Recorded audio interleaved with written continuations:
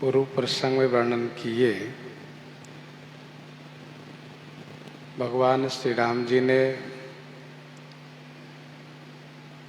अपने उन मित्रों से, सखाओं से, सेवकों से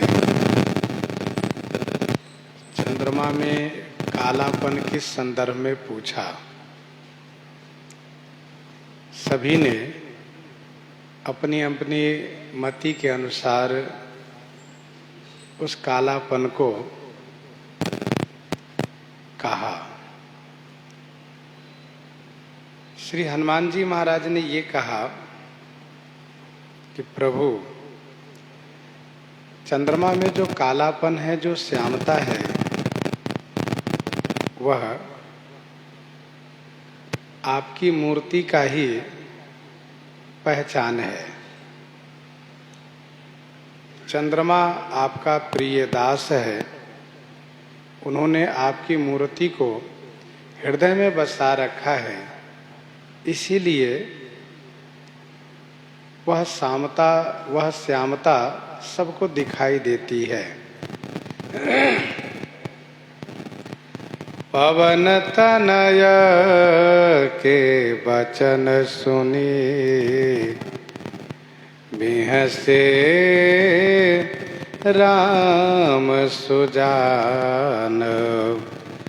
दक्षिण दिशि अवलोकि प्रभु बोले कृपा निधान। पवन तनय के वचन सुनी बिहसे राम सुजान। पवन पुत्र श्री हनुमान जी के वचन को सुन करके सुजान श्री राम जी बिहसे माने हंसने लगे। और प्रभु कृपा निधान श्री राम जी दक्षिण दिशा की ओर अवलोकन करके फिर इस प्रकार से बोले।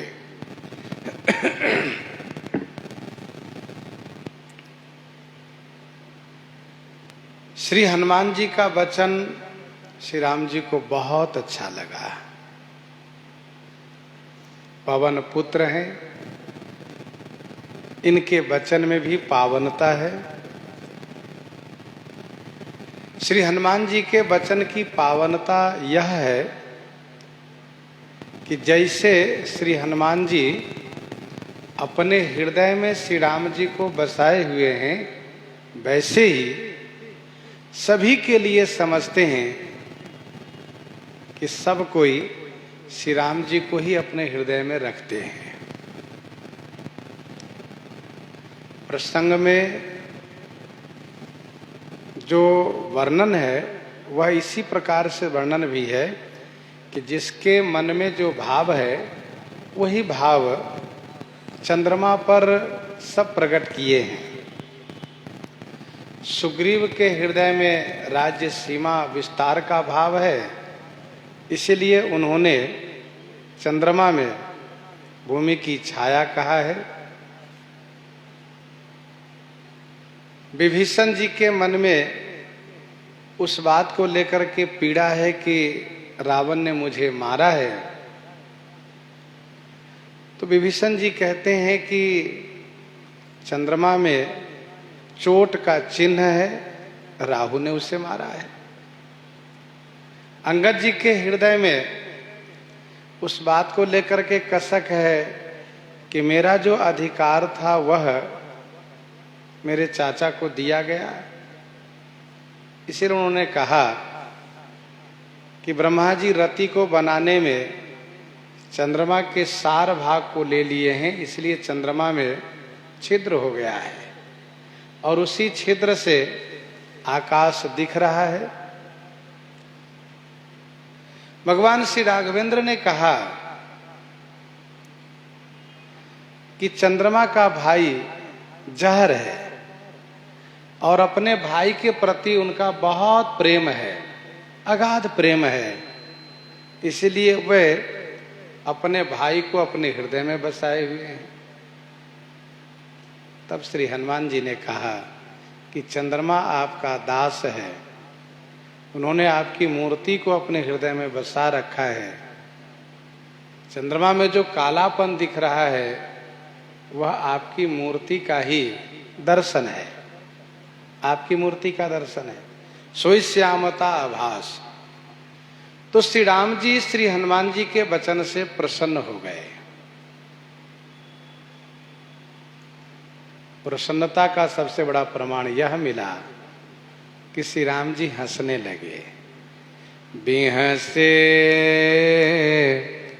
राम सुजान।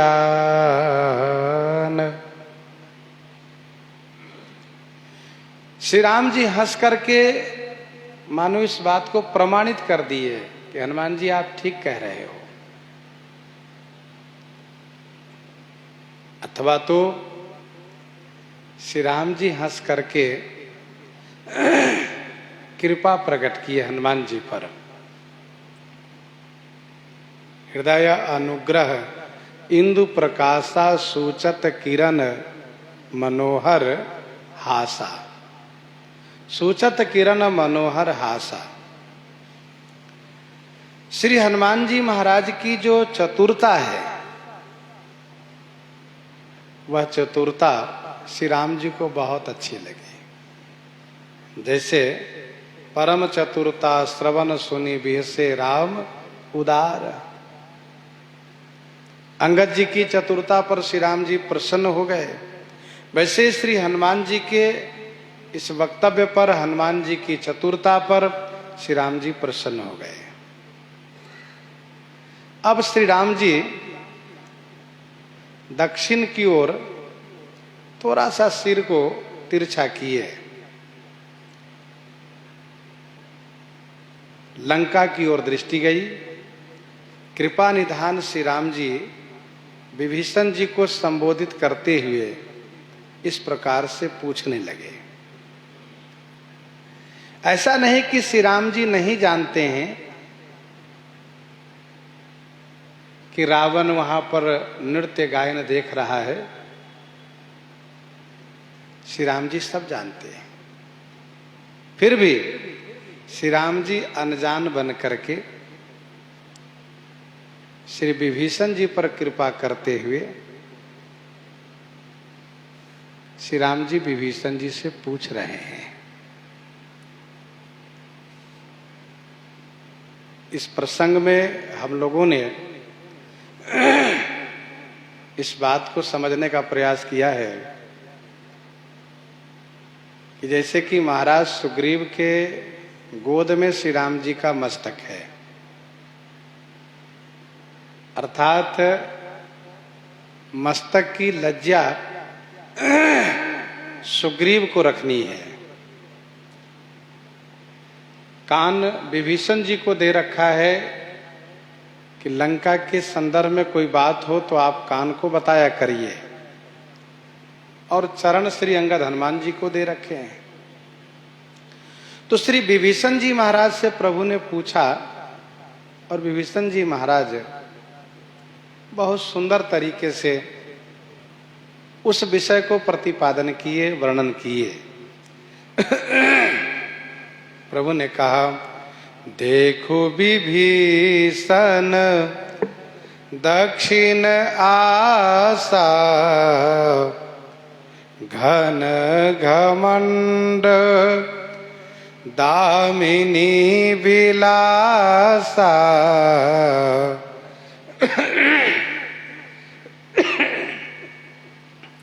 देखो विभीषण दक्षिण आसा। विभीषण जी दक्षिण आशा माने दक्षिण दिशा की ओर देखिए। ऐसा लगता है कि घन घमंड, घन माने बादल, मेघ घमंड किया है, अर्थात गर्व करके मेघ उमड़े हुए हैं, बादल उमड़े हुए हैं। दामिनी विलासा, दामिनी माने बिजली, विलासा माने सुशोभित हो रही है। हे विभीषण जी, दक्षिण दिशा की ओर देखिए। घन माने मेघ, घमंड माने गर्व किए हुए, उमड़े हुए हैं। और बिजली चमक रही है, शोभा को प्राप्त हो रही है।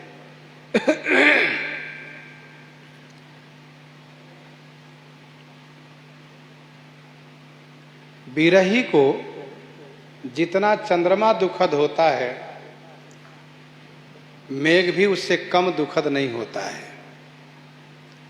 मेघ भी उनके लिए दुखद ही होता है। बारिद तपत तेल जनु बरिसा।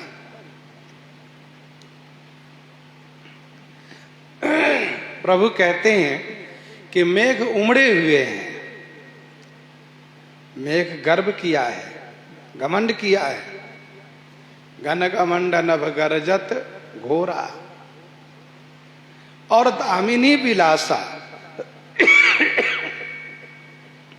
दामिनी माने बिजली, विलासा माने सुशोभित हो रही है, बिजली चमक रही है। मधुर मधुर गरजय घन घोरा। होई वृष्टि जनी उपल कठोरा। मधुर मधुर गरजय घन घोरा। घोरा घन, मधुर मधुर गरजई। घोरा माने भयंकर, घन माने जो बादल है, जो मेघ है, वे मधुर मधुर गरजई, मधुर मधुर धीमे धीमे गरज रहे हैं। होई वृष्टि जन उपल कठोरा। ऐसा लगता है कि बहुत वर्षा होगी। और वर्षा में यदि केवल पानी बरसे तो कोई बात नहीं है, जनी कठोर उपल न बरसे। जनी माने कहीं ये जो कठोर उपल है उसकी वर्षा न हो जाए, अर्थात ओला वृष्टि न हो जाए।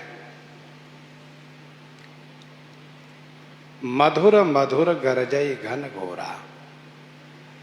शब्दों की रचना पर ध्यान देना चाहिए। जो भयंकर मेघ है, घोर मेघ है वो,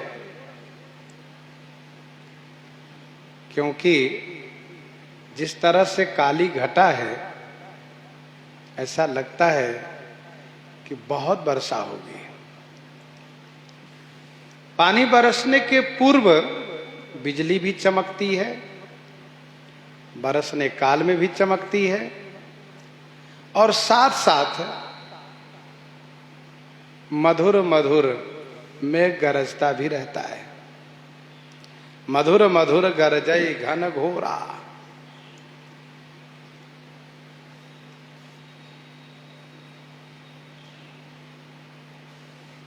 होई वृष्टि जनी उपल कठोरा। यदि ओला वृष्टि हुई तो हम लोगों को बड़ी समस्या परेशानी होगी। हम लोगों को बहुत परेशानी होगी, क्योंकि हम लोग खुले आकाश में हैं। हमारी सेना खुले आकाश में है। ओला वृष्टि से सबको चोट आएगी। इसी बात को चिंता श्री राम जी प्रकट किए। तो जो भयंकर मेघ है वह मधुर मधुर गरज रहे हैं,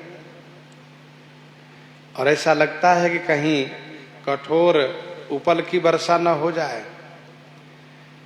श्री राम जी ने जब इस प्रकार से कहा, तब विभीषण जी कहते हैं, कहत विभीषण सुनहु कृपाला। कहत विभीषण सुनहु कृपाला होई न तड़ितन बारिद माला। कहत विभीषण, श्री विभीषण जी कहने लगे कि हे कृपालु सुनिए, होई न तड़ित न बारिद माला। न तो यह तड़ित माने बिजली है और नहीं बारिद माला। बारिद माला माने मेघ समूह है। ऐसा कहाँ? श्री राम जी सुबेल के शिखर पर हैं और रावण नीलगिरी के शिखर पर है। लंका शिखर ऊपर आगारा ऊपर है। श्री राम जी लंका की ओर देख रहे हैं और श्री राम जी आशंका प्रकट कर रहे हैं कि जो मेघ दिखाई दे रहा है उसमें जो बिजली चमक रही है तथा जो उससे आवाज आ रही है मेघ के गर्जन की, इससे लगता है कि बहुत भयंकर वर्षा होगी, ओलावृष्टि होगी। विभीषण जी कहते हैं, हे कृपालु आप सुनिए। कहत विभीषण सुनहु कृपाला होई न तड़ितन बारिद माला। सरकार ये बिजली नहीं है और न ये मेघ समूह है, तो क्या है? लंका शिखर ऊपर आगारा तह 10 कंधर देख अखारा। लंका शिखर ऊपर आगारा। लंका के शिखर पर आगारा माने भवन है। लंका शिखर ऊपर आगारा। लंका के शिखर के ऊपर, लंका संपूर्ण नगर का नाम है। लंका पर्वत पर है। गिरि त्रिकूट ऊपर बस लंका, और उस पर्वत के ऊपर एक आगारा माने भवन है। लंका शिखर ऊपर आगारा तह 10 कंधर देख अखारा। तह माने वहां 10 कंधर रावण अखाड़ा देख रहा है। अखाड़ा माने उस नृत्य गायन का जो अखाड़ा है उसको देख रहा है।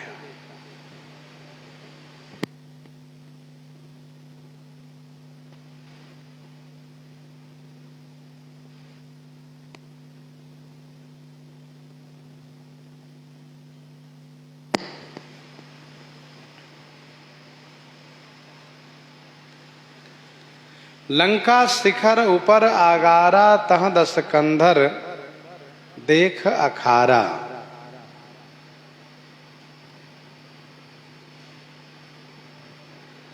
तो उस लंका के शिखर पर जो आगारा है, भवन है, रावण वहीं पर बैठा हुआ नृत्य गायन का अखाड़ा देख रहा है। छात्र मेघ डंबर सिर धारी सोई जनु जलद घटायतिकारी। छत्र मेघ डंबर सिरधारी।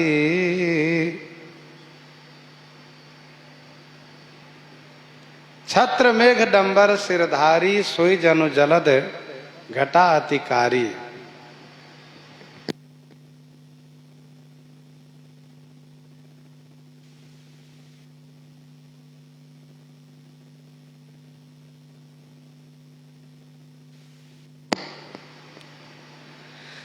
छत्र मेघ डंबर सिरधारी, सोई जनु जलद घटा अतिकारी।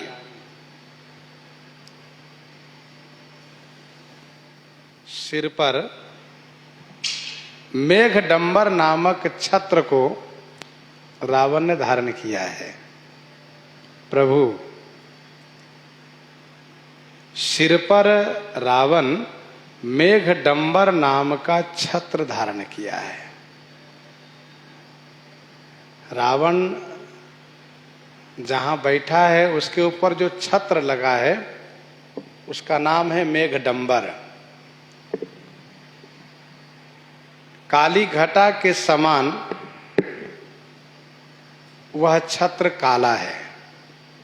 सोई जनु जलद घटा अतिकारी। सोई माने वही, जनु माने मानो, अतिकारी जलद घटा, वही मानो अत्यंत काली मेघ की घटा है। घटा माने समूह, मेघ समूह है।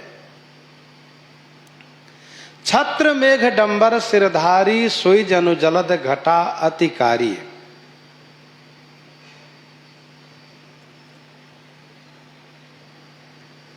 सरकार, ये वही काली घटा है, वही मेघ है।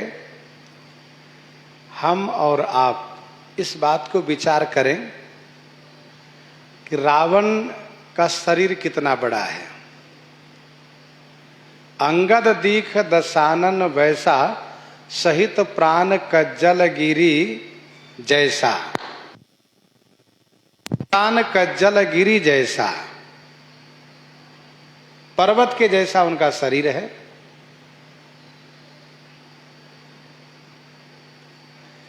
तो जैसा शरीर है वैसा ही उसका छत्र भी है।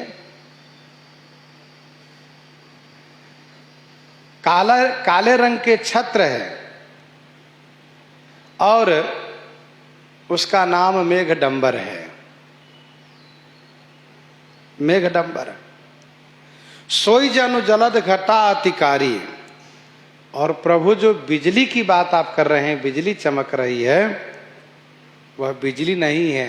फिर मंदोदरी श्रवण ताटंका, सोई प्रभु जनु दामिनी दमंका। मंदोदरी श्रवण ताटंका।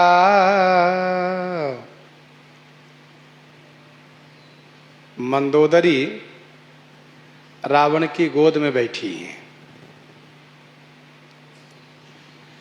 उनके श्रवण की जो ताटंका माने जो कर्णफुल है। प्रभु, सोई जनु दामिनी दमंका। प्रभु, सोई माने वही, मानो, दामिनी माने बिजली, दमंका माने चमक रही है। सोई प्रभु जनु दामिनी दमंका।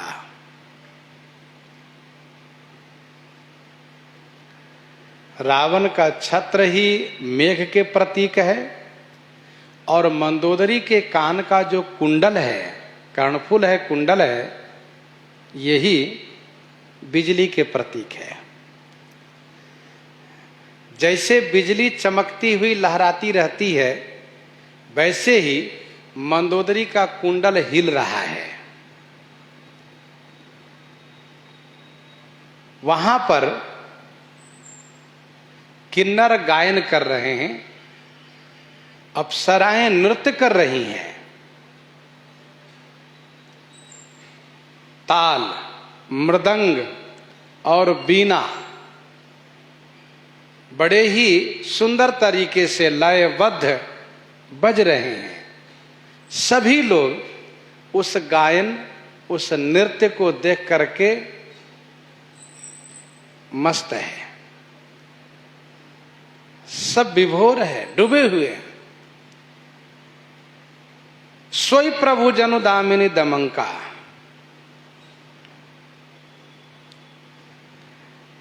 मंदोदरी के कान का कुंडल कितना बड़ा होगा, ये भी सोचने वाली बात है। छत्र जब मेघ के बादल जैसा है तो मंदोदरी के कान के कुंडल भी बड़ा है, क्योंकि रावण के शरीर के अनुसार मंदोदरी भी, उनके भी शरीर बड़ा है, और बड़ा शरीर होने के नाते स्वाभाविक है कि आभूषण बड़ा है। तो कान का कुंडल, ये कान का कुंडल बिजली के समान है। बाजहि ताल मृदंग अनूपा, सोईरव मधुर सुनहु सुर भूपा। एक बात तो स्पष्ट हो ही गई कि छत्र काला, रावण काला, सब काले ही काले, उसका समाज भी काले। अच्छा, छत्र और रावण के रंग का इतना प्रभाव पड़ा है कि जैसे कि किन्नर आदि व अप्सरा आदि का रंग भी पता नहीं चल पा रहा है। हाँ, उसमें मंदोदरी के कान के कुंडल की चमक दिखाई पड़ रही है। बाजहि ताल मृदंग अनूपा, स्वैर मधुर सुनौ सुरभूपा। हे सुरभूपा, देवताओं के राजा, सुनिए सरकार, ये जो मृदंग और ताल अनुपम लय से जो बज रहे हैं, ये है मधुर रव। मधुर माने मीठे, मीठे रव माने आवाज है। मधुर मधुर गरजई घन घोरा, यही मेघ की आवाज है, मेघ है ये। बाजई ताल मृदंग अनूपा, स्वैर मधुर सुनहु सुरभूपा।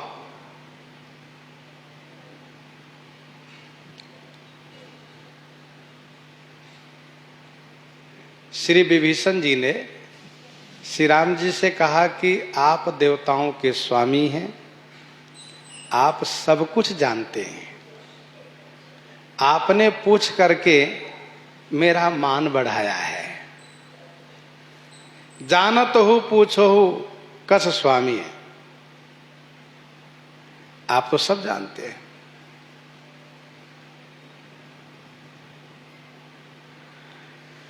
प्रभु मुस्कान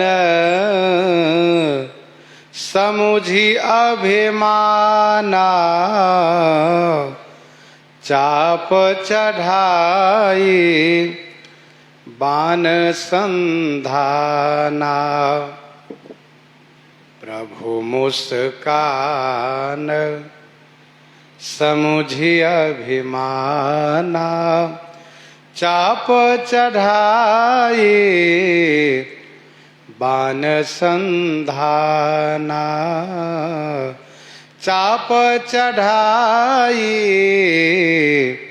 बान संधाना। अभिमाना समुझी प्रभु मुस्कान। रावण के अभिमान को समझ करके प्रभु मुस्कुरा दिए। चाप चढ़ाई बान संधाना, तुरंत धनुष की डोरी चढ़ा लिए, चाप चढ़ाई, और जो हाथ में जिस बाण को घुमा रहे थे उस बाण को धनुष पर संधान कर लिए। चाप चढ़ाई बाण संधाना। श्री राम जी रावण के अभिमान को समझ करके मुस्कुरा दिए। श्री राम जी का मुस्कुराना, हंसना भक्तों को लेकर के कहीं कृपा है और कहीं माया का प्रेरणा है, माया को प्रेरणा करना है। श्री राम जी माया की शक्ति को देख करके मुस्कुराए, धन्य हो कि बताओ मैं लंका में आ गया हूं फिर भी रावण को डर नहीं लग रहा है। इतना उसका अभिमान है कि उसे मेरा भय नहीं हो रहा है। सुना सिर सत सरिस सो संतत करई विलास, सुना सिर सत सरिस सो संतत करई विलास, परम प्रबल रिपुशीस पर तद्यपि सोच न त्रास। जरा भी भय नहीं। रावण का अभिमान भी बहुत है, अति अभिमान त्रास सब भूली। तो श्री राम जी मुस्कुरा दिए रावण के अभिमान को समझ करके और तुरंत धनुष पर बाण का संधान कर दिए। श्री हनुमान जी यही चाहते थे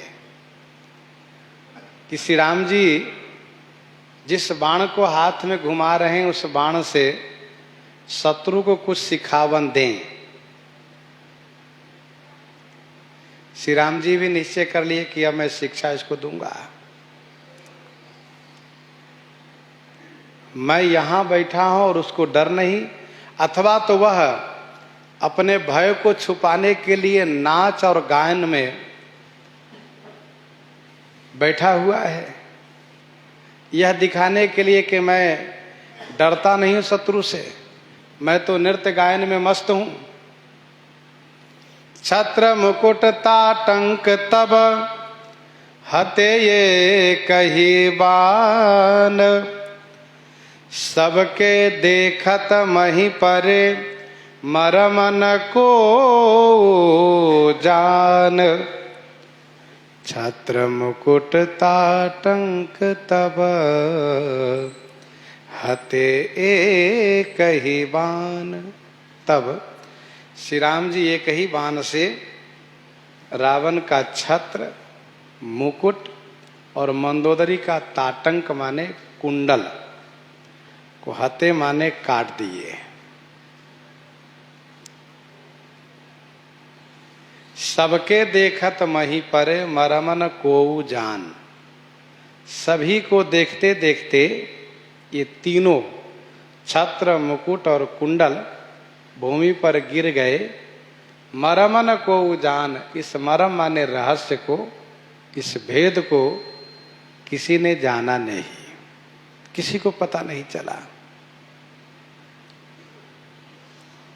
छत्र मुकुट ताटंक तब हते एक ही बान। संतों का भाव यह है कि श्री राम जी का यह वायव्यास्त्र है। वायव्यास्त्र वायुबाण है।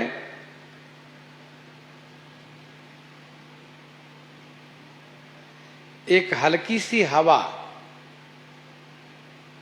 की प्रतीति हुई, अनुभूति हुई, कोई विशेष हवा भी नहीं, न मरुत विशेखा, थोड़ी सी हवा आई, ऐसा लगा कि हवा चल रही है, लेकिन किसी को पता नहीं चला कि छत्र, मुकुट और ताटंक कटा कैसे।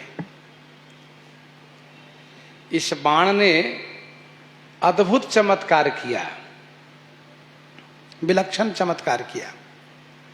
और श्री राम जी इस चमत्कार से रावण को सिखावन दिए कि देखो, मैं तुम्हारे छत्र को, मुकुट को और तुम्हारी रानी के कान के कुंडल को एक ही बाण से काट सकता हूं, तो तुम्हारे सिर को भी काटने में मुझे कोई देरी नहीं लगेगी।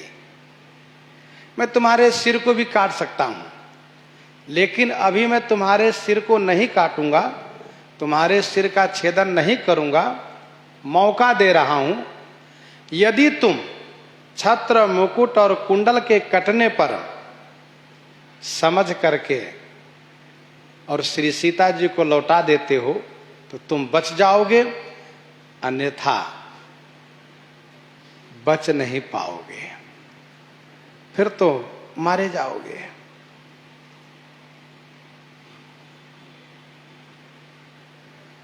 छत्र, छत्र गिरने का मतलब यह है कि राज्यहीन होना।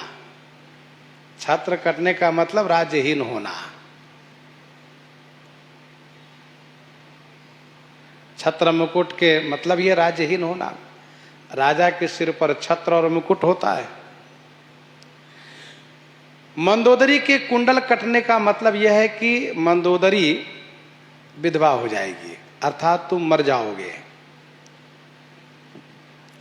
छत्र मुकुट काट करके श्री राम जी यह संकेत किए कि तुम्हारा राज्य अब नहीं रहा, तुम्हारा राज्य तुम्हारे हाथ से चला गया। अब वहां के राजा विभीषण है, तुम नहीं हो।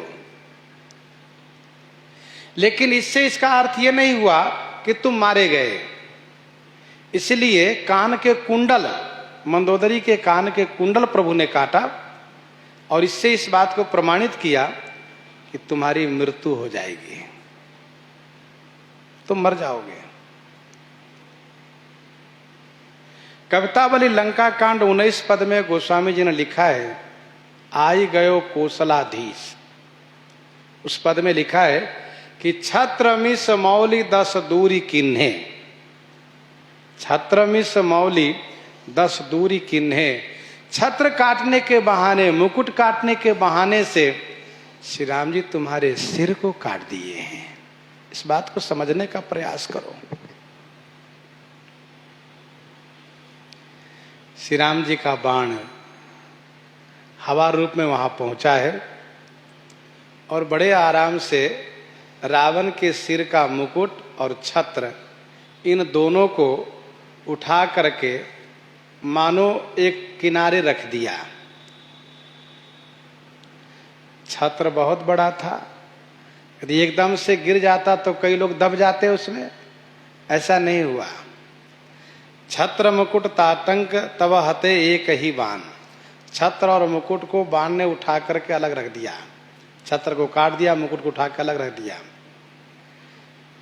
सोचिए, छत्र कटा, किसी को पता नहीं चला।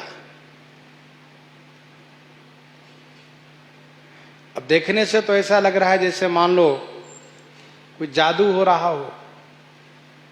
एकदम से छत्र उठ करके बगल में जाके गिर गया और रावण के सिर का मुकुट उठा। रावण के सिर में खरोच भी नहीं आया, रावण को पता भी नहीं चल पाया। ऐसा नहीं कि बाण ने जाकर के मुकुट में ठोकर मारा, उससे कुछ नहीं, आराम से। रावण को कोई खरोच नहीं लगा, आराम से मुकुट उठा और किनारे जाके पड़ गया। इसके बाद मंदोदरी के कान के कुंडल कट करके निकल करके वो भी जाके किनारे पड़ गया। तो लगता तो है जादू हुआ। और ये श्री राम जी के बाण का चमत्कार है, जादू से कम नहीं है। किसी को समझ में नहीं आ रहा है कि हुआ कैसे ये। सबके देखत मही परे मरमन को उजान। और यही है श्री राम जी की ईश्वरता कि मरमन को उजान। किसी ने ये नहीं देखा कि कौन छत्र उठाया, कौन मुकुट उठाया, सबने केवल यही देखा कि वो तो किनारे पड़ा है। किनारे कैसे पड़ गया? तो ये है श्री राम जी की ईश्वरता। श्री राम जी जब चाहें तो सबके बीच में जिनके साथ जो लीला करना चाहे कर लेते हैं और सबको पता नहीं चल पाता है। श्री राम जी अयोध्या जी में जब बाल क्रीड़ा कर रहे थे तो श्री कागभूषुंडी जी के साथ ऐसी लीला कर गए कि किसी को पता नहीं चलने दिए। ते ही कौतुक कर मरमन काहो जाना अनुज न मातु पिताहु।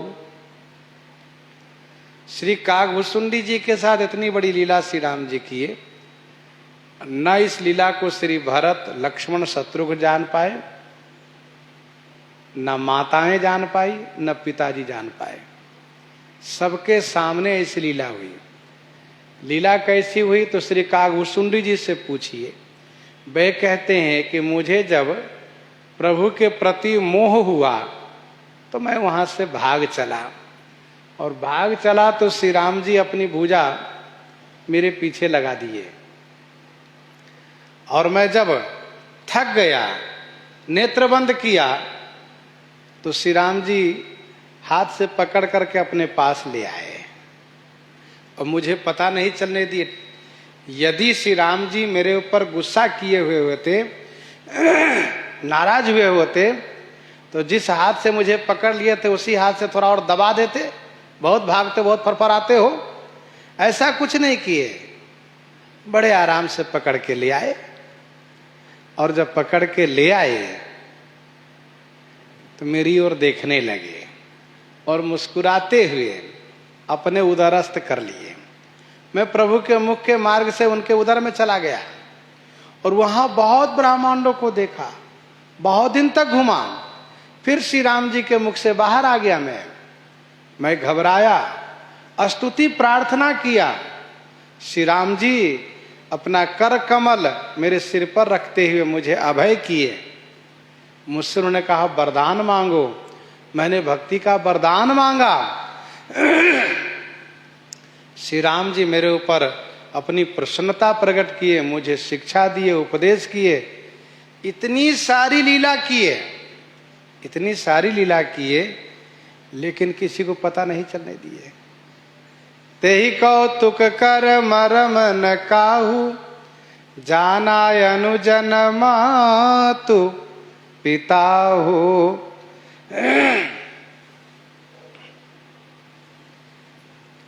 वैसे यहां पर सबके देखत मही परे मरमन को जान, किसी को पता नहीं चल पाया। और बाण और क्या किया का ये सब काम करके बाण वापस आ गया। अस कौतुक करि राम सर, प्रविशे आए निसंग। रावण सभा सशंक सब, देखि महारस भंग। देखे महारस भंग, अस कौतुक करि राम सर, प्रविशे आए निसंग। श्री राम जी का सर माने बाण, अस कौतुक करी, ऐसा कौतुक करके, ऐसा खेल करके, तमाशा करके आई निसंग प्रवेशे, आकर के निसंग तर्कस में, निसंग माने तर्कस में प्रविष्ट हो गए। रावण सभा सशंक सब, हो गया रसभंग रावण की सभा में, जहां एक तरफ गायन और नृत्य में सब उन्मत्त हो रहे थे, मस्त हो रहे थे, डूबे हुए थे, वहीं रावण की सभा में सबके सब महारसभंग देखी सशंक, महान रसभंग देख करके सशंकित हो गए। क्या हुआ ये? छत्र कहीं गिरा, मुकुट गिरा, कुंडल गिरा, क्या बात है? इसका मतलब भारी अशगुन हो रहा है। इतनी बात तो वहां उपस्थित राक्षस लोग समझ ही रहे कि छत्र मुकुट गिरने का मतलब महाराज का राज्य अब गया लगता है, और कुंडल गिरने का मतलब महाराज की मृत्यु का भी संकेत है।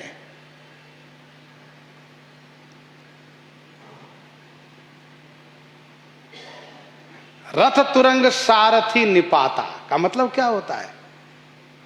तुम इनसे रहित हो गए।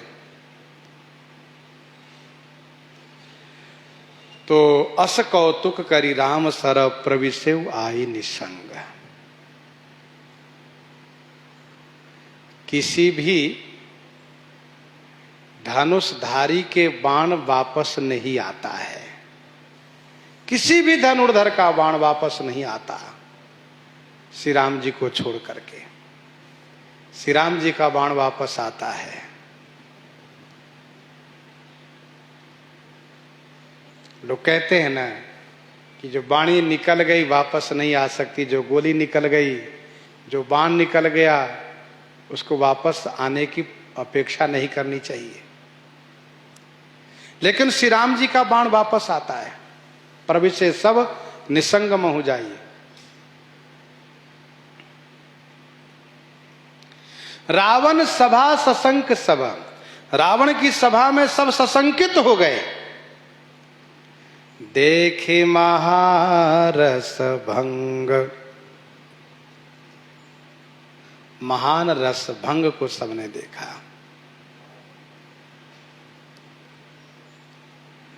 रस भंग माने आनंद रस का भंग हो गया। अब किसी को अच्छा नहीं लग रहा है, न तो किन्नर को गाने में अच्छा लग रहा है, न अप्सराओं को नृत्य करने में अच्छा लग रहा है। और मान लीजिए लोग डर के कारण अपनी कला प्रस्तुत करते भी रहें तो उपस्थित जो दर्शक है उनको नहीं अच्छा लग रहा है। मन बट गया, सबका ध्यान उधर आकर्षित हो गया कि हुआ क्या, ये कैसे हुआ। कंपन भूमि न मरुत विशेखा, अस्त्र शस्त्र कछु नयन देखा। कंपन भूमि न मरुत विशेखा, कंपन भूमि, भूमि में कंपन तो हुआ नहीं। क्यों भैया, भूकंप आया था क्या? नहीं नहीं, भूकंप नहीं आया था। कंपन भूमि, क्या बहुत जोर से हवा आई थी? कहा नहीं नहीं, न मरुत विशेखा, विशेष रूप से कोई मरुत माने हवा भी नहीं चली। अस्त्र शस्त्र, तो कोई अस्त्र शस्त्र आया था? कहा नहीं। अस्त्र शस्त्र कछु नयन न देखा, न कोई अस्त्र न कोई शस्त्र दिखाई दिया, कुछ नहीं पता चला। अस्त्र उसको कहते हैं जिसको फेंक कर चलाया जाता हो, उसको अस्त्र कहते हैं। बाण आदि अस्त्र में गिने गए हैं। और जिसको हाथ में रखे हुए चलाया जाए उसको शस्त्र कहते हैं। लाठी है, भाला है, तलवार है।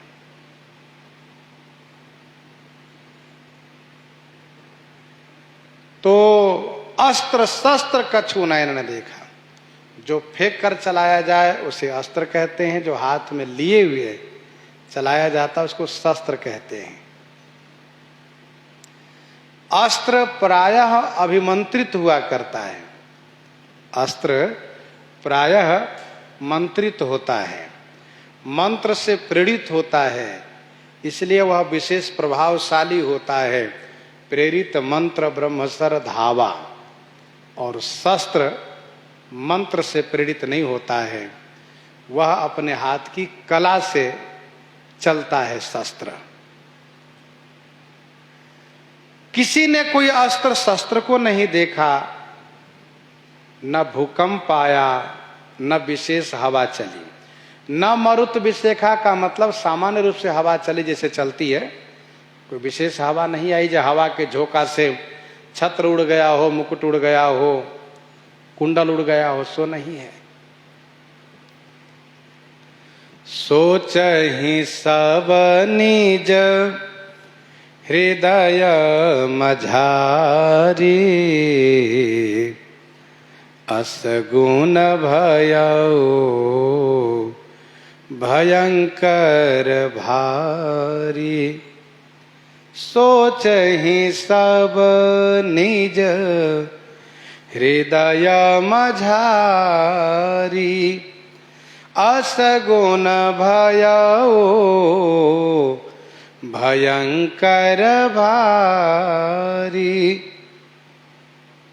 सब निज हृदय मझारी सोचहि, सब के सब निज माने अपने, हृदय मझारी माने हृदय में, मझारी माने में सोच रहे हैं। क्या भारी भयंकर असगुन भयऊ, भारी भयानक असगुन हो गया ये। सभी लोग मन ही मन सोच रहे हैं, कोई कह नहीं रहे हैं, कहने की हिम्मत किसी में नहीं है। जान रहे हैं कि यदि कहें कि महाराज ये तो बड़ा असगुन है, तो महाराज अपना रोष मेरे ऊपर ही उतार देंगे,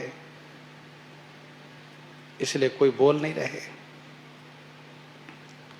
जैसे कि प्रहस्त ने कहा, तासु चरित मन मह सब गावा, बारिध नाघी एक कपियावा।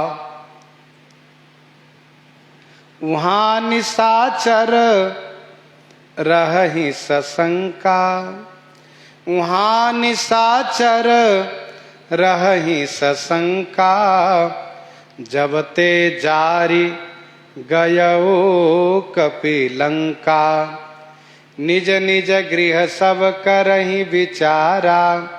नहीं निश्चर कुल केर उबारा, नहीं निश्चर कुल केर उबारा।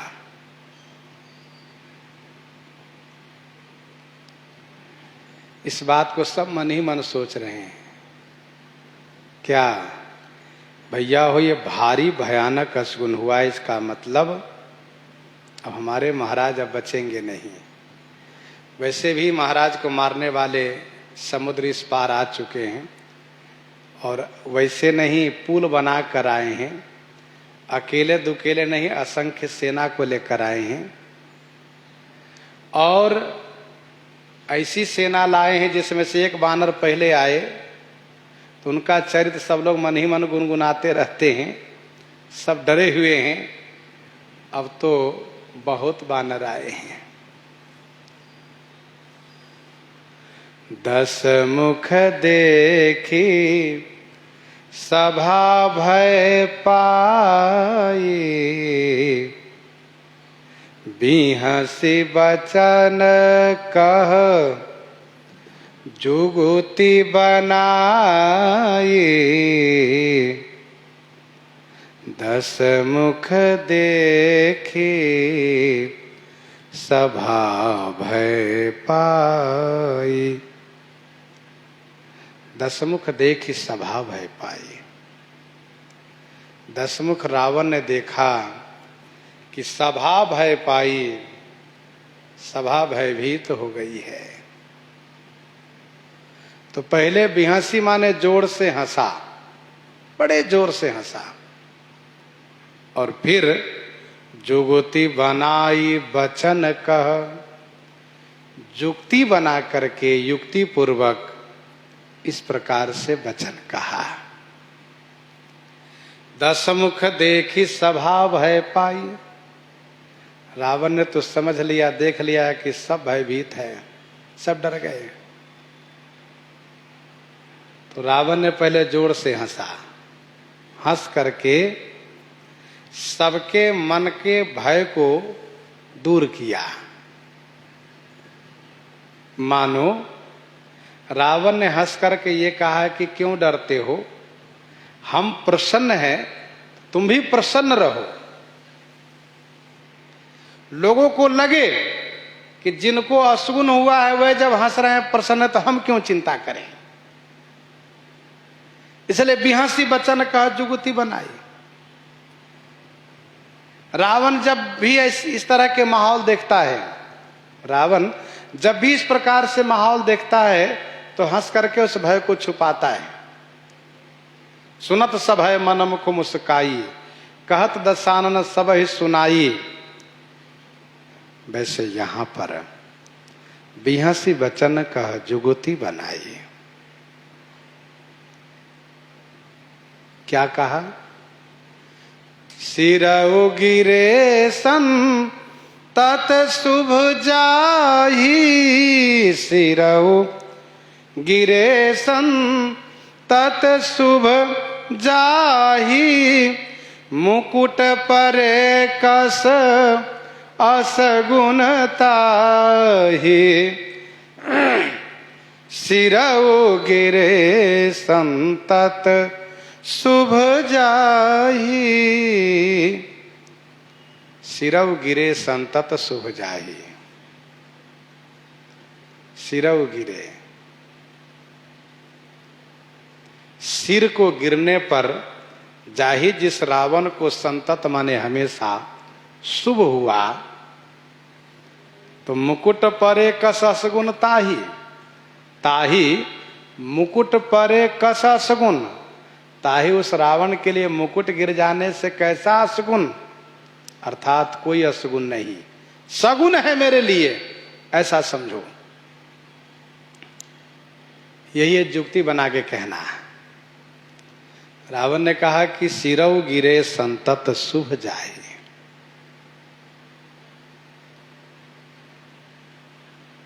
जिसके सिर गिरने पर हमेशा शुभ हुआ, लंका का वैभव मिला, संसार में कीर्ति मिली, विश्व विजेता में हुआ सिर गिरने से।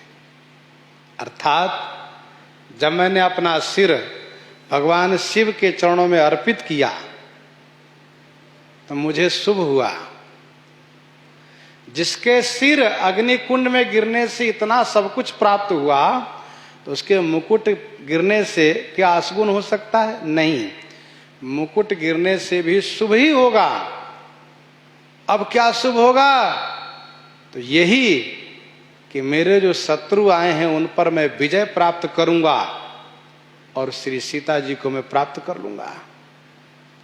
ये शुभ होगा मेरे लिए। मुकुट परे कस असगुन ताही। रावण ने हंस करके सबके ध्यान को आकर्षित किया, युक्ति पूर्वक इस प्रकार से कहा, लेकिन रावण ने देखा कि इसके बाद भी लोगों में वह उत्साह नहीं दिख रहा है, क्योंकि अब किसी को मन नहीं लग रहा है। यहाँ पर लोग डर गए हैं कि पता न अगले क्षण क्या होगा।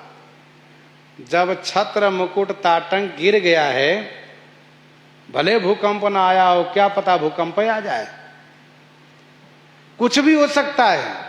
सबका मन घबराया, सबका मन डरा हुआ है कि कहीं कुछ हो न जाए, कहीं कुछ हो न जाए। रावण को लगा कि सब डरा हुआ है, इसलिए कहा सुनो, जाओ सब लोग सो जाओ, डरना नहीं, सब सो जाओ। शयन करहु निज निज गृह जाई, गबने भवन सकल सिर नाई। शयन करहु निज निज गृह जाई, जाई निज निज गृह शयन करहु, जा करके अपने अपने घर में सो जाओ। गवने भवन सकल सिर नाई, सकल माने सभी ने, सिर नाई माने प्रणाम करके अपने अपने घर की ओर प्रस्थान किए। शयन करहु निज निज गृह जाई। कहा है कि सब लोग अपने अपने घर में जाकर के सो जाओ। सुनो, जाके सो जाना, डरना नहीं। सो जाने से भय खत्म हो जाएगा। जैसे बच्चे डर जाएं तो बच्चे के माता पिता उनको सुलाते हैं, सो जाओ बेटा, सो जाओगे भय खत्म हो जाएगा। वैसे रावण ने कहा कि डरना नहीं, हम हैं ना, कोई चिंता की बात नहीं, कुछ नहीं होगा।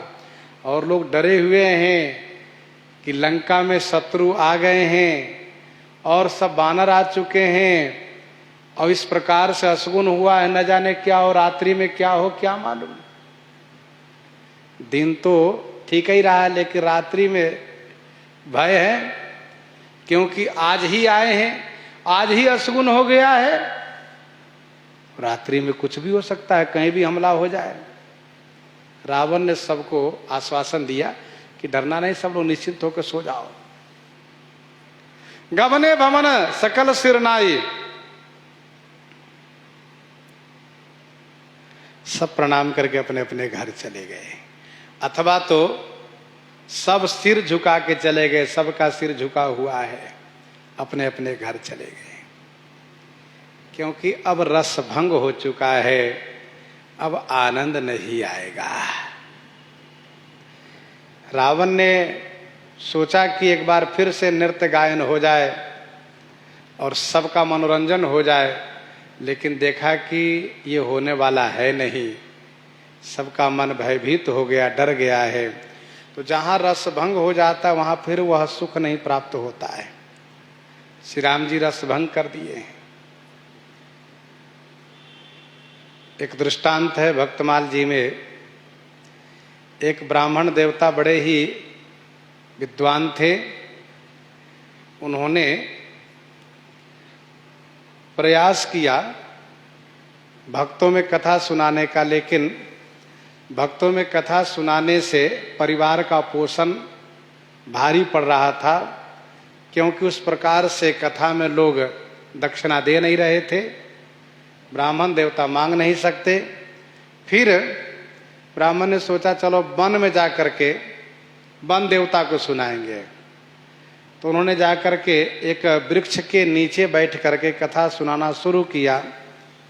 तो उस वृक्ष के खोह में एक सर्प रहता था, मणियारा सर्प। उसने आकर कथा सुनना शुरू किया। कथा सुना और कथा के समापन पर उसने एक मणि भेंट दिया। तो पंडित जी को लगा कि तो बड़े अच्छे श्रोता मिल गए।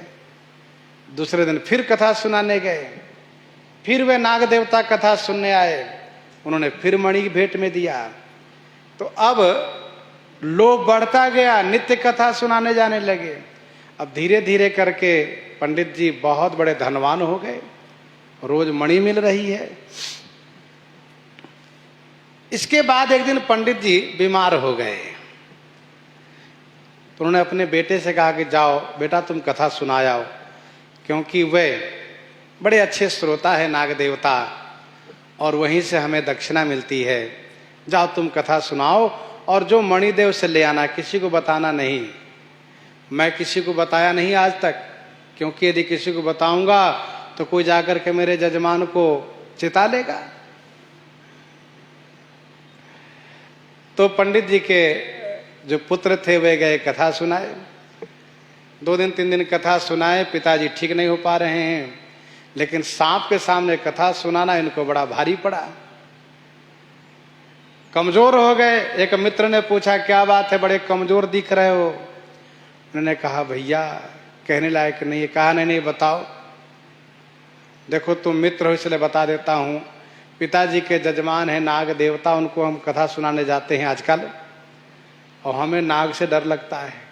रोज समय से कथा सुनाने जाओ, उसके लिए कथा का स्वाध्याय करो, कथा का अध्ययन करो, फिर जाकर कथा सुनाओ।